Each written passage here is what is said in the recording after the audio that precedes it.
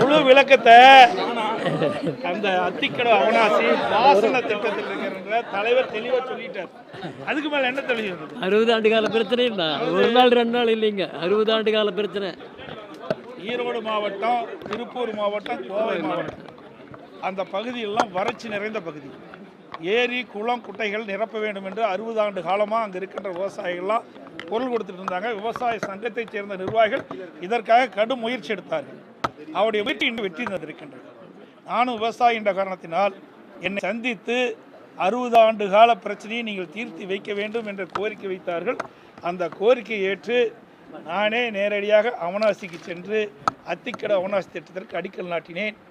அப்பொழுது தெரிவித்தேன், வேகமாக துரிதமாக இந்த பணி நிறைவேற்றி தேவையான நீர் குளம் குட்டைகள் நிரப்பி நிலத்தடி நீர் இருந்து விவசாயிகளுக்கு மகிழ்ச்சியோடு வேளாண் பணிகளை மேற்கொள்ள ஒரு சூழ்நிலை உருவாக்கும் என்று சொன்னார். அதன்படி அம்மாவுடைய அரசு இருக்கின்ற பொழுது மாநில நிதியாக 1652 கோடி ரூபாய் ஒதுக்கீடு செய்து வேகமாக துரிதமாக சிறந்த நிர்வாகத்திடம் ஒப்படைக்கப்பட்டு பணி நடைபெற்று கொண்டிருக்கின்ற போது இடையிலே கொரோனா வந்த காரணத்தினாலே கிட்டத்தட்ட ஒரு ஆண்டு காலம் அந்த பணி தோய்விட்டது. அதற்கு 85% பணிகள் அதிமுக அரசு இருக்கின்ற பொழுதே நிறைவேற்றப்பட்டு விட்டது. பிறகு ஆட்சி மாற்றம் ஏற்றப்பட்ட பிறகு அதிமுக ஆட்சிக்கு வந்த பிறகு 15% 40 ஆண்டு காலம் மெல்ல மெல்ல மெல்ல மெல்ல ஆமை வேகத்தில் நடைபெற்று இப்பொழுது முடிந்திருக்கின்றது.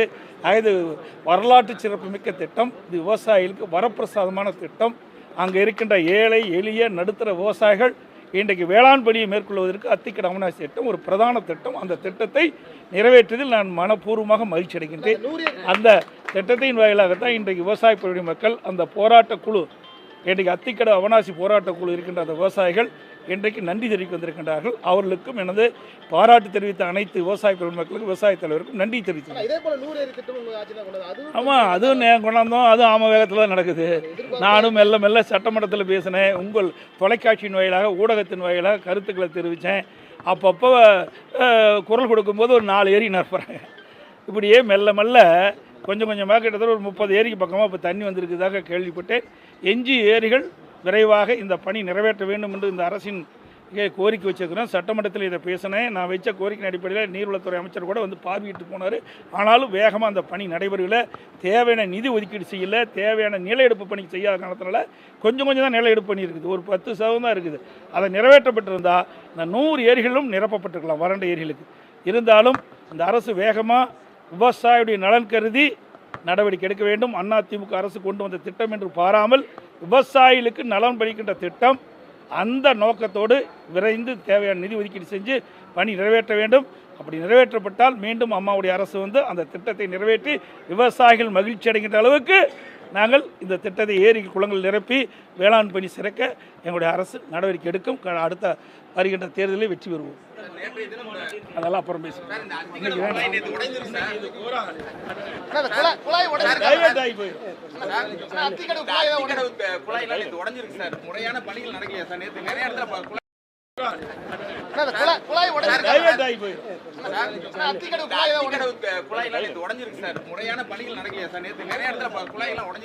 அதாவது இது வந்து ஒரு ட்ரெயில் ஓட்டம், புரியுதா? இது வந்து ஒரு மாதிரி ஓட்டம் பண்ணுறாங்க. இது ஒரு மிகப்பெரிய ப்ராஜெக்ட் திட்டம். இதில் அங்கங்கே லீக்கேஜ் ஆகுது, இதாகுனா அதை சரி செய்வாங்க. அதுக்கு தான் இப்போ வந்து அண்ணா ஐயா சொன்ன மாதிரி விவசாய சங்கத்துடைய சொன்னார். இப்பொழுது ட்ரெயில் ஓடிட்டு இருக்குது. எந்தெந்த இடத்துல பாதிப்பு இருக்குதோ, குழாய்கள் பாதிப்பு இருக்குதோ அதெல்லாம் சரி செய்வாங்க. சரி செஞ்சு இந்த திட்டம் ஒரு சிறந்த திட்டமாக பிரதிபலிக்கும். அங்கே தான் போகிறேன்.